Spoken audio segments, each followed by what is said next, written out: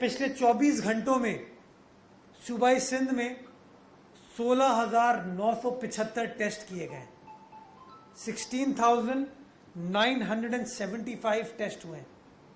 जिनमें से 2,153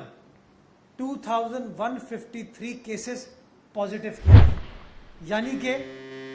तकरीबन 13% सारे सूबे के अंदर पॉजिटिविटी की शरह है इस वक्त। खतरनाक चीज यह है कि अगर पिछले 24 घंटों में 2,153 पॉजिटिव पेशेंट आए हैं, तो ये हम में से कोई होगा, हमारा जानने वाला होगा, वो अपने घर में जब रहता होगा तो उस घर के अंदर कम से कम 4 लोग तो होंगे। डॉक्टर्स ये बताते हैं कि जो लोग आपके साथ क्लोज प्रॉक्सिमिटी में रहते हैं, जिनके साथ आप अपना गुजर बसर करते हैं, जिनके साथ आप डेली घर शेयर करते हैं, कमरा शेयर करते हैं, बाथरूम शेयर करते हैं,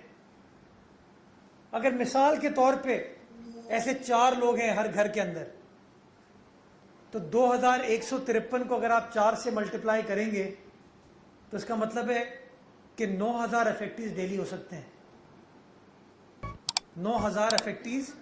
डेली हो सकते हैं। आप मुझे बताइए,